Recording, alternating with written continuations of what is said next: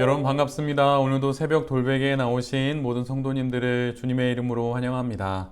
또 새롭게 또 한 주가 시작되고 또 그 첫날이 되었는데요. 오늘도 마가복음의 말씀을 묵상하면서 말씀으로 또 잘 시작하는 우리 모두가 되기를 바랍니다. 오늘 우리에게 주시는 하나님의 말씀은 마가복음 4장 35절로 41절까지의 말씀입니다. 그날 저녁이 되었을 때에 예수께서 제자들에게 말씀하셨다. 바다 저쪽으로 건너가자. 그래서 그들은 무리를 남겨두고 예수를 배에 계신 그대로 모시고 갔는데 다른 배들도 함께 따라갔다. 그런데 거센 바람이 일어나서 파도가 배 안으로 덮쳐 들어오므로 물이 배에 벌써 가득 찼다. 예수께서는 곤물에서 베개를 베고 주무시고 계셨다. 제자들이 예수를 깨우며 말하였다. 선생님, 우리가 죽게 되었는데도 아무렇지도 않으십니까? 예수께서 일어나 바람을 꾸짖으시고 바다더러 고요하고 잠잠하여라 하고 말씀하시니 바람이 그치고 아주 고요해졌다. 예수께서 그들에게 말씀하셨다. 왜들 무서워하느냐? 아직도 믿음이 없느냐? 그들은 큰 두려움에 사로잡혀서 서로 말하였다. 이분이 누구이기에 바람과 바다까지도 그에게 복종하는가? 아멘. 오늘은 마가복음 4장의 말씀을 갖고 고요하고 잠잠하라, 고요하고 잠잠하라 라는 제목으로 함께 하나님 말씀을 나누도록 하겠습니다. 온종일 하나님 나라의 복음을 전하신 예수님의 하루가 저물어 갑니다. 그때 예수님께서는 배 위에서 계신 채로 제자들에게 이렇게 말씀하시죠. 호수 저쪽으로 건너가자. 제자들은 예수님의 말씀을 따라서 배를 몰아 갈릴리 바다를 지나갑니다. 그리고 다른 배들도 함께 건너가게 되지요. 그런데 얼마 지나지 않아서 큰 광풍과 또 큰 파도가 일어나서 배가 요동치기 시작합니다.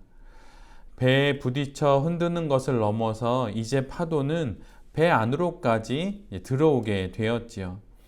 그 뒤의 장면을 성경은 이렇게 기록합니다.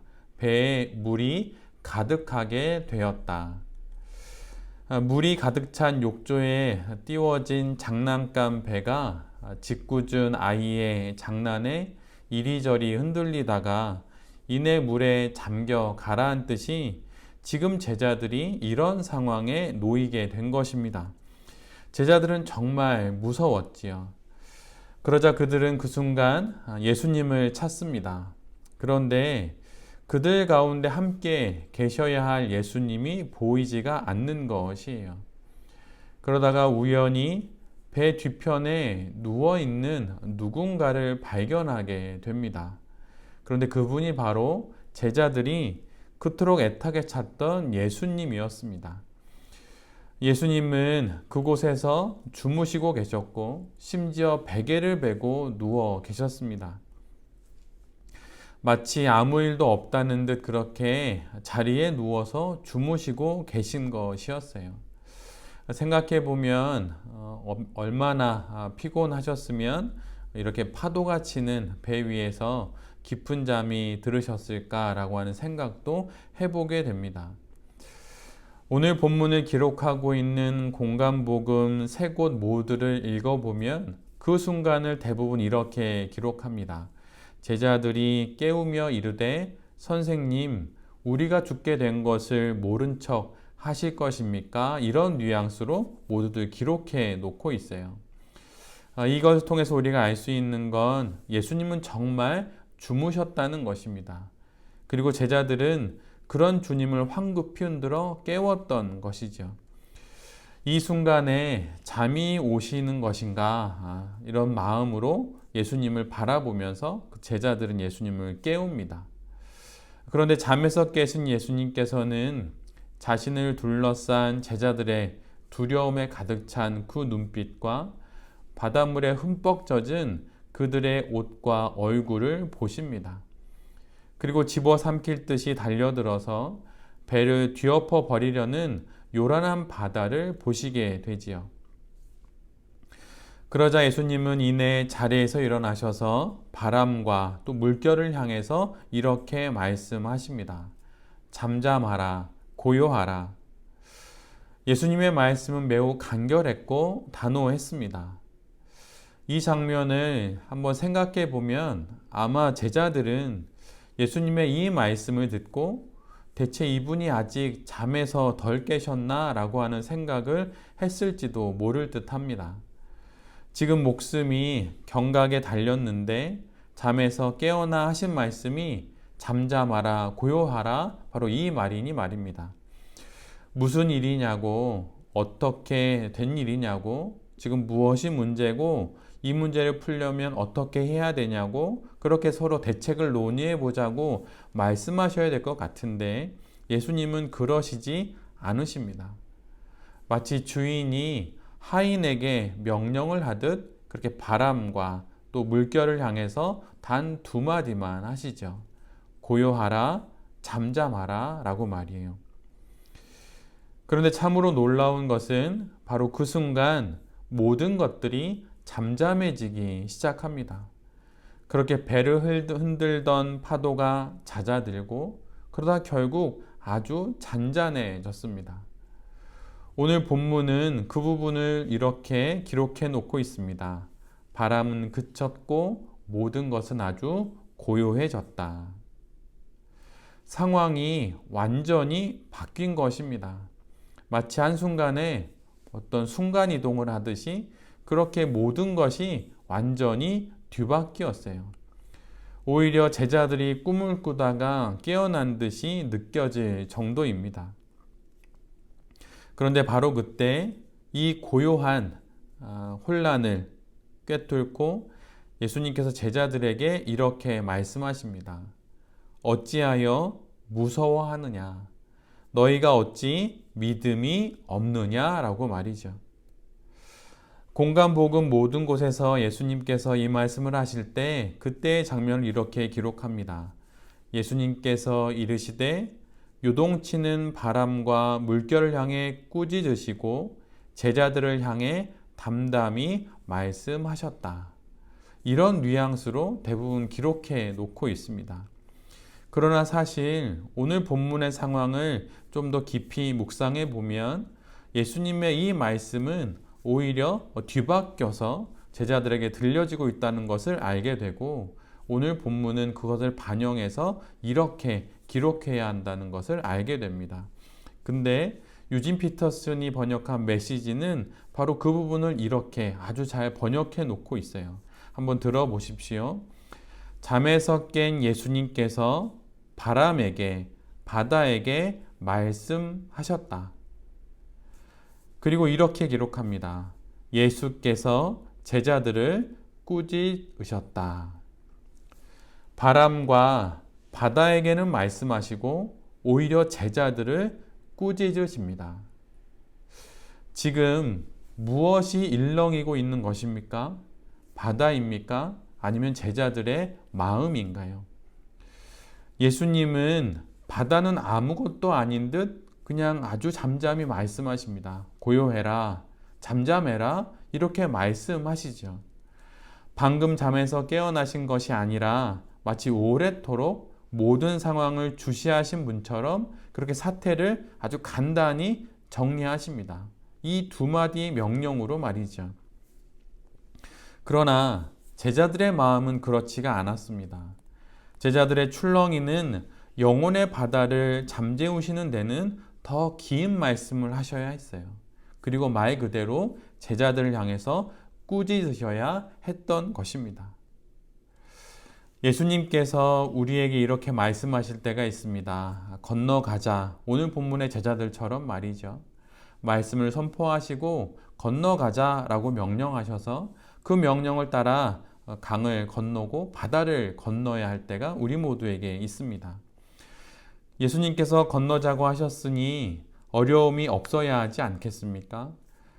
설사 어려움이 있어도 죽기 바로 직전까지는 이르지 않아야 하는 것은 아닐까요? 그래야 하지 않겠습니까? 그런데 예수님께서 건너가자 말씀하신 그 시간과 그 상황에, 그 결정에 광풍을 만납니다. 배에 물이 차오릅니다. 어떻게든 살려고 물을 퍼내고 배를 운전하지요. 그렇게 우리가 우리의 인생을 살아갈 때가 있습니다.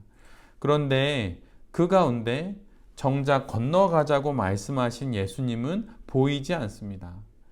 나는 애 같아서 죽겠는데 예수님은 보이지 않고 눈앞에 거대한 파도와 세찬 바람만 더 잘 보입니다. 바닷바람이 다른 육지 바람보다 힘든 것은 바다에서 만나는 바람은 바닷물과 함께 우리에게 덮치게 됩니다. 예전에 뱃일을 좀 해본 적이 있는데, 이제 연구실에 있을 때 바닷일을 좀 해본 적이 있는데, 정말 바다에서 바람을 만나면 그것은 그냥 바람이 아니라 바닷물을 함께 만나는 것입니다. 그래서 정말 온몸이 흠뻑 젖습니다. 그렇게 젖은 채로 바람까지 맞게 되니 정말 얼마나 추운지 몰라요. 그것도 흔들리는 배 위에서 맞게 되니 정말 죽을 지경입니다. 정말 차라리 죽는 게 낫겠다 싶을 마음이 들 정도예요. 그런데 우리의 인생에, 우리의 신앙 인생에 이런 경우를 만나게 되지요. 기대와 모든 소망의 불씨는 다 꺼지고 모든 것을 포기하고 그저 이 사태에 우리의 인생을 맡길 뿐입니다. 그런데 바로 그 순간 저 멀리서 이 사태와는 상관없이 고물에서 자고 있는 예수님을 발견한다면 어떤 마음이 들까요? 내가 겪는 상황과는 아무런 상관이 없다는 듯 그렇게 무심히 베개를 베고 잠을 자고 계신 예수님을 본다면 여러분은 어떤 마음이 드시겠습니까? 만약 저에게 이런 상황을 맞게 된다면 저는 예수님께 매우 화가 날 것 같아요. 예수님이 정말 미울 듯 합니다. 나는 죽을 지경인데 그분은 잠을 자니 말입니다. 그런데 그분이 일어나시면서 이렇게 말씀하십니다. 고요하고 잠잠하라 라고 말이죠. 사실 이 말씀은 일렁이는 바다에게 하신 말씀이기도 하지만 실은 제자들에게 더 크게 하신 말씀입니다. 사람들은 어려운 일을 겪다 보면 시끄러워집니다. 그러다 보면 빈말이 많아지고 빈소리가 많아지고 그냥 마음에 내키는 대로 기분대로 모든 말을 내뱉게 되지요. 그러나 그때 예수님의 이 말씀을 우리 모두가 기억해야 합니다. 고요하라 그리고 잠잠하라. 이 한 말씀으로 모든 것은 잠잠해질 것입니다. 우리가 겪고 있는 사태도 잠잠해질 것이고 그 무엇보다 우리의 영혼도 잠잠해질 것입니다. 고요해라, 잠잠해라. 이것은 권면이 아니라 하나님의 명령입니다. 이 명령을 우리 모두가 잘 기억해야 할 것이에요. 고요해라, 잠잠해라 이 말씀 앞에 시련의 파도도 고요해지고 고난의 바람도 잠잠해질 것입니다. 그리고 우리의 영혼도 잠잠해질 것입니다. 우리의 영혼이 이 말씀을 다시 들어야 합니다. 고요하라, 잠잠하라 이 말씀을 다시 들으면서 우리가 겪는 삶의 여러 일들과 또 사태와 상황 가운데서 고요해야 할 것입니다. 또한 잠잠해야 할 것입니다. 예수님이 우리가 겪는 모든 상황을 잠잠케 하실 것이기 때문이지요. 이 믿음으로 이 한 주도 잘 살아가는 우리 모두가 되기를 간절히 빕니다. 겪고 있는 상황과 어려움 때문에 빈말이 나오고 거친 말이 나오고 아무 말이나 내뱉으려고 하는 그런 마음이 일어날 때마다 오늘의 이 하나님의 명령을 기억하면서 두 손을 모으고 오히려 주님께 기도하며 내게 닥친 난관과 여러 어려움들을 순종으로 묵묵히 또한 담대히 잘 통과해내는 우리 모두가 될 수 있기를 간절히 기도드립니다. 아멘. 기도하겠습니다. 주님, 고요하겠습니다. 주님, 잠잠하겠습니다. 모든 것은 예수님께 달려 있습니다. 그러니 고요하라, 잠잠하라 명령하신 주의 명령을 따라 잠잠하고도 또한 고요하게 살아가겠습니다. 입을 다물고 영혼의 입은 열어 주님께 기도하면서 우리에게 닥친 수많은 사태와 사연들을 잘 지나가겠습니다. 주님 우리에게 담대함을 주시고 믿음을 주시고 또한 용기를 더하여 주시옵소서. 이 마음으로 오늘도 또 이 한 주도 잘 살아가는 새벽 돌베개의 모든 성도님들과 또 이 말씀을 전하는 제 자신이 될 수 있도록 주님 은혜 내려 주시옵소서. 이 모든 말씀 예수 그리스도의 이름으로 기도드립니다. 아멘.